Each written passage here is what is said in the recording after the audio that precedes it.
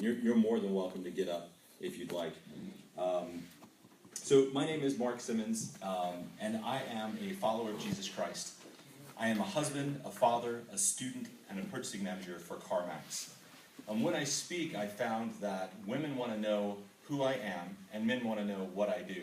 And I was assuming that there wasn't going to be any women in the group, so I was just going to leave that part out. But since there are, no, I was going to tell you anyway, because I feel like it's important to my overall testimony. I've been married to my wife, Rebecca, for 9 years now, and we have 3 beautiful children. And each one of them is a huge blessing to me, and I'll tell you a little bit of their story, each one of their story, a little bit later. I'm currently enrolled in Golden Gate Baptist Theological Seminary, where I'm studying and pursuing a degree in a master's in educational leadership. I attend Crossroad Church in Tustin, where I serve as a Bible study teacher and a small group leader. I've been at my job for 17 years, and I love what I do, but that's not always been the case. There was a time where I hated my job, and I despised going to work. The job hasn't changed. My relationship with God has. I don't remember how old I was when my first memory, thinking back, I was probably 3 or 4. We were living in El Paso, Texas at the time. I grew up in El Paso.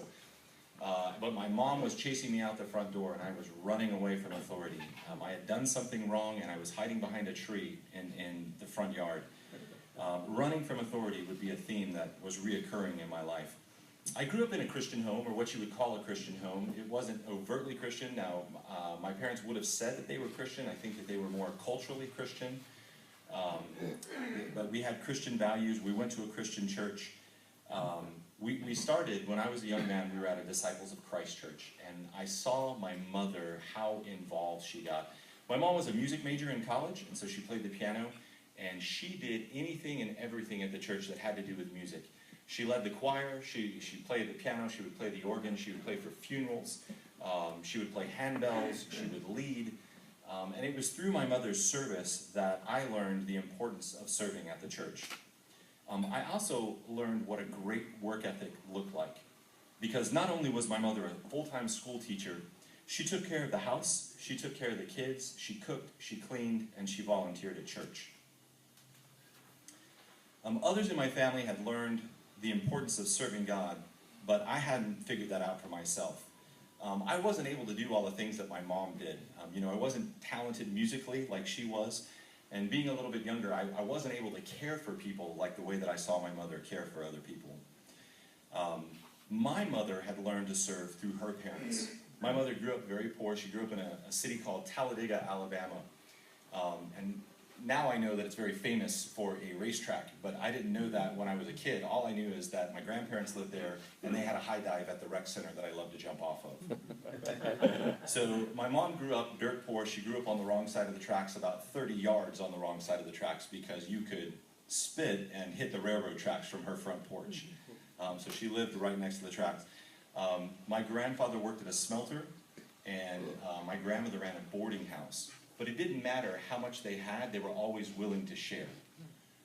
And so I watched how they served other people. And it was through my grandparents and through my mom that serving God and serving other people was a way of life for them. So I learned from them that serving is essential. These are not things that I would be able to express at that time, but looking back, I realize how God has shaped my life. And so it's kind of fun to look back on the things that God did when you were younger.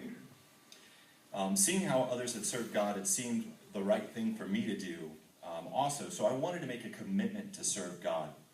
My Sunday school teacher at this time was a lady named Kathy Jones. And Kathy Jones was not only the church pianist, she was the pastor's wife, and she taught Sunday school. She pretty much did everything. I grew up in a small Southern Baptist church in El Paso.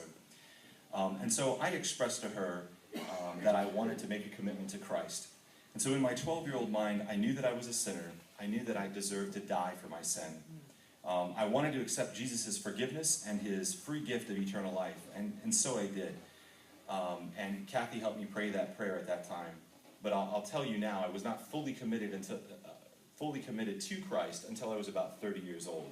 I didn't understand what that meant to fully live as a Christian. But one of my greatest memories during this time was Ron Jones, the pastor. He was a mentor to me. and he mentored or discipled. You know, in the business world we call it mentored, in the Christian world we call it disciple, but it's really the same thing, right? But he mentored me and my friend. And I remember we met on Saturday mornings, and one of the Bible verses that we learned during that time was 1 John 1:9. 1 John 1:9 says, if we confess our sins, he is faithful and just to forgive us our sins and cleanse us from all unrighteousness. That would be a verse that would be crucial in my life later on. That relationship with Ron Jones taught me the importance of mentors. Even today, I have mentors in my life. I'm extremely blessed to have my own pastor who is here today. He's a mentor to me. And what's unique about his situation is that he was an executive with Taco Bell for 12 years before he went into the ministry. And so very much like my own situation, he understands that I'm balancing between my family life, my business career, and what I think ultimately God has called me to do, which is be in ministry someday. Although, and I'll say full-time ministry, but there's a disclaimer there, I think that everybody is in full-time ministry at all times. I think that you know, whatever your business is, whatever you do, you have a unique opportunity to touch people that I'll never get to know. I'll never get to know. So David is his name. David is able to give me spiritual counsel, but he's also able to give me business counsel, and I greatly appreciate that. I always love to seek out his advice. Here's one of the things that I want to say to you today. If you don't have a mentor, get one. And I know that it's not as simple as it sounds, but you need somebody who has more experience than you pouring into you. And I say that as a 41-year-old man. In the 20s, I had it all figured out, right? I knew everything that was going on. In fact, my parents, the older I got, the wiser my parents got, because they were pretty dumb when I was a teenager. During this time, I was growing in the Lord. But I will tell you, one of the detrimental things in my house was I was exposed to pornography at a young age. I remember going to a movie with my father and seeing an unclothed woman on the screen, and I'm telling you, that was very damaging. I was 5 years old. My mother was out of town, and my father had taken me to a movie. But I just want to, I love my father. He is a Christian now, and so I know that there's some struggles there, and I know that I'm going to fail my children miserably in some ways, but if I can make one recommendation, we did have pornography in the house. My dad had Playboys in the house, and it was extremely damaging. And so, that's one commitment that I've made in my life, is that I won't participate in that as an adult, that I won't have that in my life, because I bear the scars from seeing those images so early on in my life. And during this time, if you would have known me, you would have thought, wow, that's a really good kid.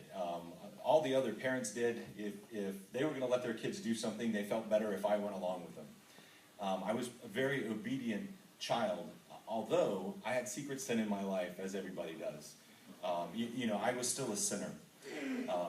During this time, I had the opportunity to go on tour with the Continental Singers, and I toured with the Continental Singers between my sophomore and junior year and junior and senior year.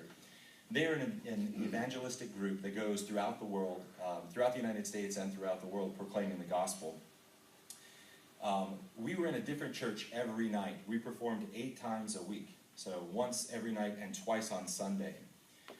It was a great time. The people on tour with me were teenagers up into people who were in their young college years.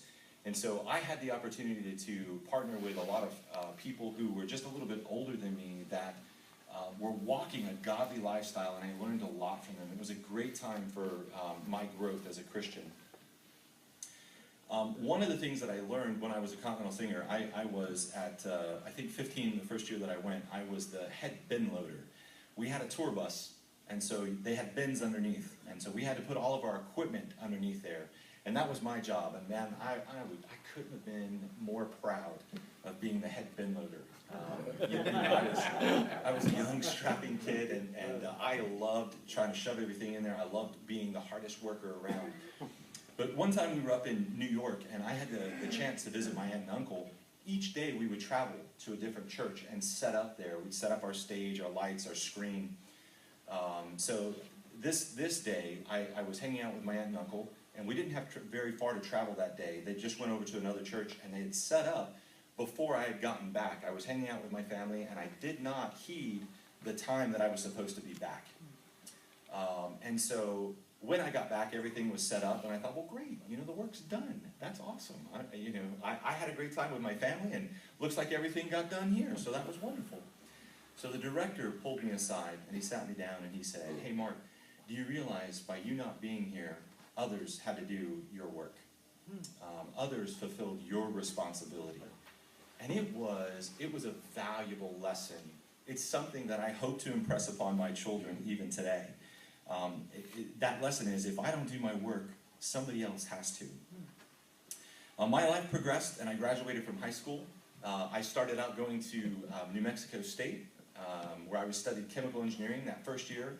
I took 35 hours, got through all of them, calculus and some other classes, had a 3.8.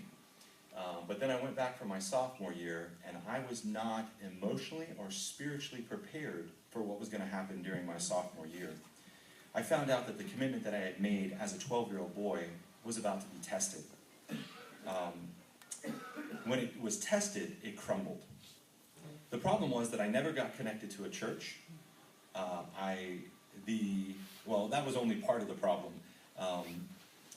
I did not know how to live without my support system, my family. My faith was my parents, and it was based on my church and my surroundings. So when those things were taken away, I started to slowly slip away. I started slowly to backslide away from God. I tried a couple churches, but none of them seemed to fit. And up until this time, my father had said to me, hey, you can't drink because you're not 21. And I just said, yes, sir, no problem. I had always obeyed my parents. Unfortunately, when I turned 21, I decided to look for friends at bars. And so over the next 10 years, I was like Israel wandering through the desert. I knew the truth, but I decided to worship idols instead of God.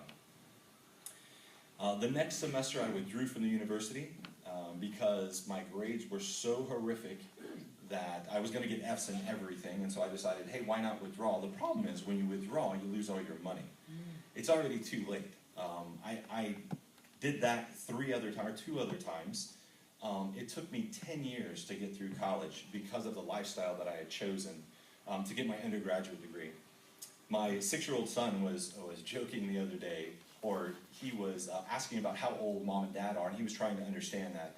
And so mom was explaining, hey, we're each 41, but dad is 10 months older than mom. And mom was saying, 10 months older, and dad was a grade ahead of mom. And then my wife waited a second, and she said, until college. And then mom passed dad by.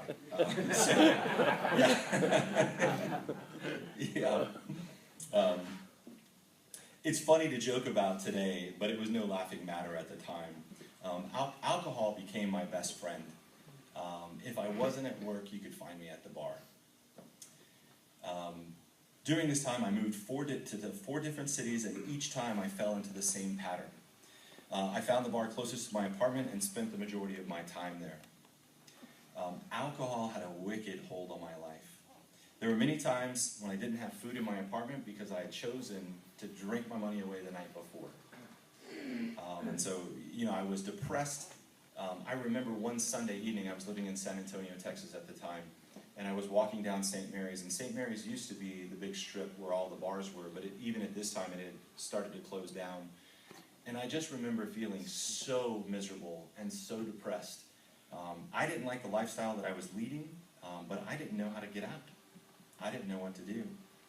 It was several years later that I was in Houston. I had transferred with my job a couple times, and I was at a New Year's Eve party.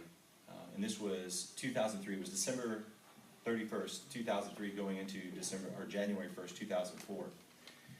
And my boss was at this party, so I took it pretty easy while he was there. But once my boss left, all right, line them up, let's go. And once again, I did some hard alcohol and was drinking beer. And for the first time in my life, in 10 years of heavy drinking, I blacked out.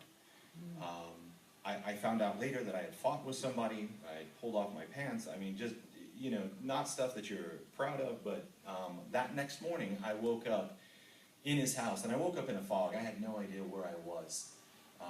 But I walked outside and I got in my car, and it was at that moment that I knew that I would never drink again. Now catch this. God took that desire away from me. I tried to quit drinking for 10 years. For 10 years I tried to quit drinking. Nobody wants to be a drunk. It's a miserable lifestyle. You don't have any friends. You don't have any true friends. You don't have any money. There was one time where I quit for more than 2 weeks. And the reason that I quit for 2 weeks was I lost my job because I had failed a drug test.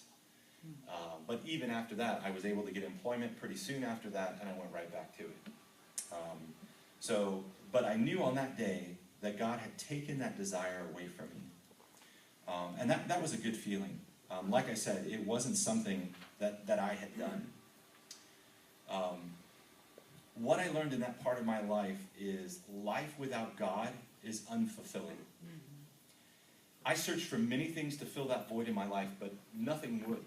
Absolutely nothing could fill the void where God needed to be in my life. So a couple things happened immediately after that, after God had taken that alcohol away from me, or the desire for alcohol away from me. I started having a daily devotion, a time with God. Now, I had learned how to do that when I was a kid, so it wasn't foreign to me, but I had never been successful at it. I think it was God's doing that I was successful at it. I was getting up at 4 a.m. every morning to spend an hour with God, and then I'd find myself at the gym at about 5, work out, and then by 6:30 or so I'd be back home, ready to take a shower to get to work. I was also going to bed at 8 o'clock in the evening, so I was getting 8 hours. So it was a really good time in my life because I lost about 30 pounds. I was getting spiritually fit, and I was growing. It was wonderful. I also started attending Houston First Baptist, where I met my wife there. And it was great. I met a lot of great Christian brothers that were willing to walk with me. And like I said, I met my wife. And ladies and gentlemen, I want to tell you that besides for salvation, my wife is the biggest blessing that God has ever given me. She's absolutely wonderful. While I was attending HFBC, I had the opportunity to go on a mission trip to Guatemala. And this was, it was called a rookie mission trip, although I had grown up on the border. I didn't consider those mission trips. You know, we went across the border all the time, like every other weekend, to take supplies and stuff, but I thought, hey, that's what everybody does, right? So this was truly my first time to go international and to go on a mission trip. During the trip, we did street evangelism. We ministered at a children's home, an HIV home, went to several elementary schools to share the gospel, and screened the Jesus film in a remote village. The first day that we were there, I was asked to share my testimony over a loudspeaker in the town square. And this was, you know, like any old town that you go to, they had a town square. The Guatemala City is built around a town square. And so we got off the plane, onto a bus, and they said, great, share your testimony. And of course, I love talking in front of people. I love to get up in front of people, but I didn't want to share. You know, I was embarrassed about the mistakes and the poor choices I had made while professing Jesus as my Lord. I prayed, and God brought to mind Romans 8, 1 and 2. And Romans 8, 1 and 2 says, there is now no condemnation for those who are in Christ Jesus. For the law of the Spirit of life has set me free. I'm sorry, I butchered that. Has set me free from the law of sin and death. I knew that God had forgiven me. I was able to share not what a terrific sinner I was, but the joy that Jesus had brought to my life since I started living for him. Looking back now, I understand how God used that week in Guatemala to show me how he had orchestrated the events in his life for his purpose, or the events in my life for his purpose. My sister also came to visit me when I was in Houston. And my sister was on a very similar path. She was 15 months older than me. We were both saved when we were young, or professed to know the Lord. And she had walked away from God. And she came down, she was living in San Antonio, and she came down and visited me in Houston. And my sister credits that interaction with me during this time as one of the things that God used to draw her back to him. She was only in town for 2 days, but she saw what a dramatic change my life had taken. She knew that I loved God and that he was leading my life. I also had the opportunity to serve on a church-wide project that enabled me to use the skills that I had acquired through my job to serve God. The project was called Road Trip, and we took Sunday evening church out to 3 different venues in the city, which was really exciting. I had done several events for my job, and so this was right up my alley. You know, I was asked to serve, and I said, man, I know how to do everything they're asking me to do. What a great, it was really awesome. So guys, the things that you've learned at work are valuable to your church family. The things that you've learned at work are valuable to your church family. Your church is probably looking for someone with your skill set right now. I would encourage you to get involved in your church. Very shortly after my wife and I married, we moved to Virginia Beach. We met in Houston, we moved to Virginia Beach, and we got involved in a 5-year-old Sunday school class. And my wife has her master's in education, and I used to tell people that she taught the children and I played with them. But I'll tell you what I learned during that time was how to facilitate a classroom, how to facilitate a training. I watched God used my wife to teach me how to facilitate a class. And I think that's really special that I can learn from my wife. Something that had a big impact in my life at this time was I went through Crown Financial Bible Study. And I would highly recommend it. One of, I think there's 10 different chapters, but one of the chapters is on work. And it made a huge impact in my life. One of the questions in that chapter was, what responsibilities does the employee have according to these verses? So it had laid out several verses, and it wanted you to answer the question, what responsibilities does the employee have according to these verses? And I want to read you these verses. So the first one is Ephesians 6, 5 through 9. It says, slaves, and you can insert bondservant, you can insert employee there, but slaves, obey your earthly masters with fear and trembling, with a sincere heart as you would Christ. Not by the way of eye service as people pleasers, but as servants of Christ, doing the will of God from the heart, rendering service with God, rendering service with a good will as to the Lord and not to man, knowing that whatever good anyone does, this he will receive back from the Lord, whether he is slave or free. Masters, do the same, and stop your threatening. Know that he who is both their master and yours in heaven, and that there is no partiality between them. The second passage is Colossians 3. This is 22 through 25. It says, slaves or employees, once again, obey in everything those who are your earthly masters, not by the way of eye service as people pleasers, but with sincerity of heart, fearing the Lord. Whatever you do, work heartily as for the Lord and not for men, knowing that from the Lord you will receive the inheritance as your reward. You are serving the Lord Christ.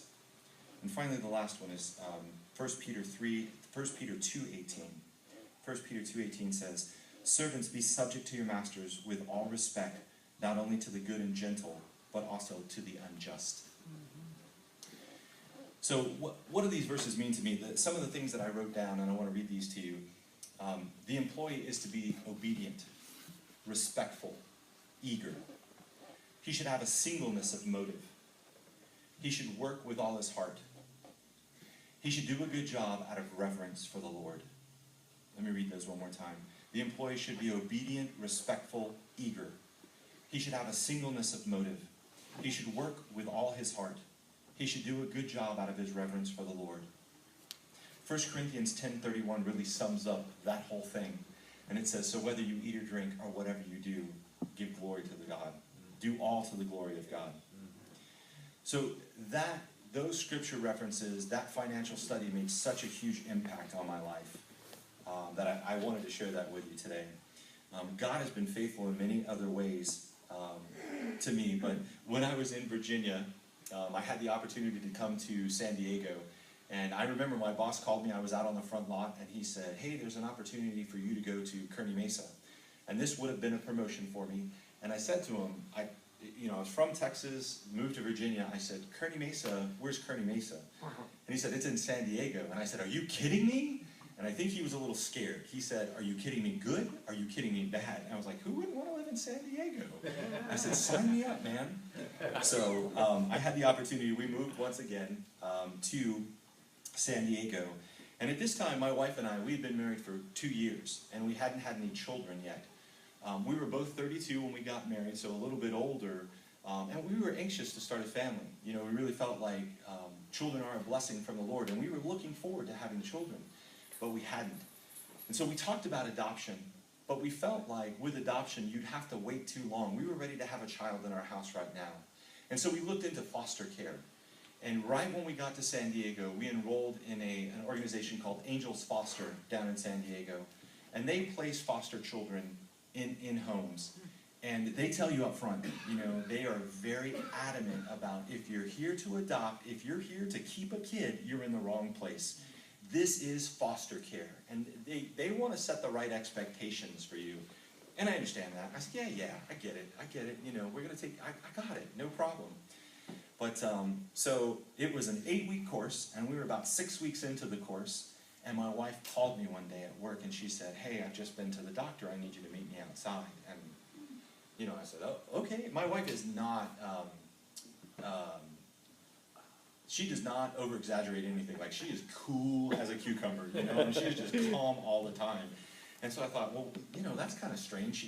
She would wait until I got home. But so I walked out to the car, and I remember we're sitting in the parking lot in Kearny Mesa down in San Diego, and I sat in the passenger side. My wife was crying, and you know, like, oh, honey, everything okay? And I remember praying, Lord, please help me to know what to say. Help me through the situation. And my wife finally got it out. She said, I'm pregnant. And it was a huge blessing for us. I was super excited. About 30 minutes it took me to dry all the tears from my eyes and go back into work, but very excited for our first child. His name is Samuel Porter. And we named him Samuel for 2 reasons. One, because Samuel obeyed God, and 2, he had a very godly mother. And Porter is a family name, and we call him Porter. But I was super excited to have a son. Now, Angels Foster said, hey, you probably need to wait about a year before you have a foster child, because we want you to get, you know, bond with your own child. And said, okay, no problem. So it was about, when Porter was 14 months old, we got our first foster child. And her name was Trinity. And we only had Trinity for about 6 weeks. And it broke my heart when I had to give up that little girl. She had spent one night in my house, and she was mine, you know? What they tried to say to you at the foster training, when they say, hey, if you're going to adopt, you're in the wrong place, I said, well, they tried to tell me, you know? But it was very difficult giving that child up. Shortly after that, it was about 4 weeks after that, we got a call and said, there's another child for you to come pick up at the hospital. And that was a little boy named Mario. And we went and picked up Mario on April 21st, 2010. Mario was with us, and Mario had siblings, and they try to keep siblings together. But this family, he had 3 older siblings. This family who had adopted all 3 of those siblings had moved to Utah. And so it looked like we were going to get to keep him, but maybe not. I mean, every month it was a roller coaster up and down. It was very stressful during that time, but it was also a time to lean upon the Lord and trust that He knew. And my wife's prayer during this time was, Lord, provide the family where he will have the best opportunity to know Jesus as his Lord and Savior. And I thought it was such a wonderful prayer. You know, I wasn't that, I told you my wife's the calm one, right? I was like, God, I want to keep him, you know, like he's my boy, he's my son. But we did. We absolutely got to keep, we renamed him Judah, or we kept Mario as his middle name. But on April 18th, the next year, which was 2011, we got to adopt Judah. I know that date because not only is it tax day, but it's also my birthday. What a great birthday gift I got to adopt my son on April 15th. So Judah is a very special child. About 2 years later, we got another call that the mother had had another child. And long story short, we ended up adopting Ella. So we have Porter, who's 6, Judah, who will be 5 this Saturday, and Ella, who is 3. And all of them are huge blessings in our life.